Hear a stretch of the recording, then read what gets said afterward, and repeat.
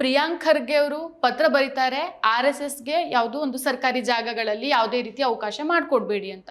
ಈ ಪತ್ರ ಒಂದು ವೈರಲ್ ಆದ ನಂತರದಲ್ಲಿ RSS ಅನ್ನೇ ಬ್ಯಾನ್ ಮಾಡಬೇಕು ಅನ್ನೋ ಕೂಗು ಕೇಳಿಬರುತ್ತೆ.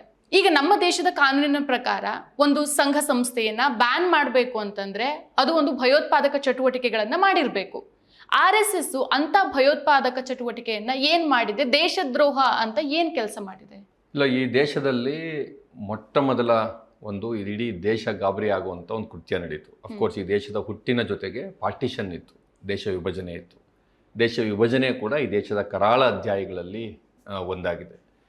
ಅದರ ಜೊತೆಗೆ ಇಡೀ ದೇಶ ಬೆಚ್ಚಿ ಬಿದ್ದಂಥ ಇನ್ನೊಂದು ಸಂಗತಿ ಅಂದರೆ ಅದು ಮಹಾತ್ಮ ಗಾಂಧಿಯವರ ಹತ್ಯೆ.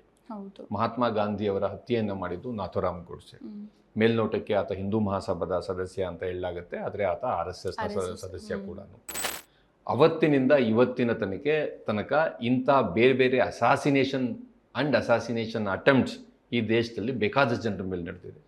ಆಗ ಅಂಥ ಹಲವಾರರಲ್ಲಿ ಗೌರಿ ಲಂಕೇಶು, MM ಕಲಬುರ್ಗಿ, ಇಂಥ ಬೇಕಾದಷ್ಟು ಹತ್ಯೆಗಳಲ್ಲಿ ಅದರ ಹಿಂದೆ RSS ಅಥವಾ RSSನ ಒಂದು ಜೊತೆಗೆ ಸಂಬಂಧ ಇರುವ, ಸೈದ್ಧಾಂತಿಕವಾಗಿ ಸಂಬಂಧ ಇರತಕ್ಕಂಥ ಹಲವಾರು ಸಂಘಟನೆಗಳ ಹೆಸರು ಅದರೊಳಗಡೆ ಕೇಳಿಬಂದಿದೆ. ಇದನ್ನು ನೀವು ಭಯೋತ್ಪಾದಕ ಕೃತ್ಯ ಅಂತ ಕರಿತೀರಾ? ಇಲ್ಲವೋ?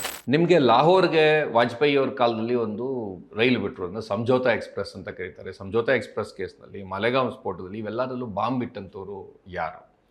ಬೇರೆ ಬೇರೆ ಸಂದರ್ಭದಲ್ಲಿ ಕೋಮು ಗಲಭೆಗಳಿಗೆ ಪ್ರಚೋದನೆ ಕೊಟ್ಟಿದ್ದ ಒಂದು ಪ್ರಕರಣಗಳಲ್ಲಿ RSSನ ನಾಯಕರುಗಳು ಮತ್ತು RSS ಅಫಿಲಿಯೇಟೆಡ್ ಆರ್ಗನೈಸೇಷನ್ಸ್ನ ನಾಯಕರು, ಅವ್ರ ಮೇಲೆ ಕೇಸುಗಳಾಗಿವೆ, ಕೆಲವರು ಶಿಕ್ಷೆ ಆಗಿದೆ, ಸುಮಾರು ಸರಿ ಶಿಕ್ಷೆ ಆಗಿಲ್ಲ ಆದರೆ ಕೇಸುಗಳಾಗಿವೆ.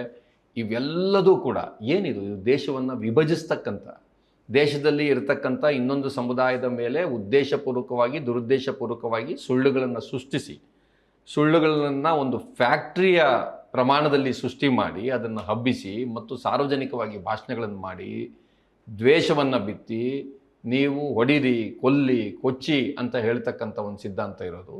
ಇದು ಒಂದು ದೇಶವನ್ನು ಉಳಿಸಬೇಕು ಅಂತಿದೆಯಾ, ದೇಶವನ್ನು ವಿಭಜನೆ ಮಾಡಬೇಕು ಅಂತಿದೆಯಾ? ನಮ್ಮ ದೇಶದ ಸಂವಿಧಾನದ ಪ್ರಿಯಾಂಬಲ್ನಲ್ಲಿ ನಾವು ಎಲ್ಲರಲ್ಲಿ ಸಹೋದರ ಭಾವನೆಯನ್ನು, ಭ್ರಾತೃತ್ವದ ಭಾವನೆಯನ್ನು ಬೆಳೆಸಬೇಕು ಅಂತ ಹಾಕ್ಕೊಂಡಿದ್ದೀವಿ.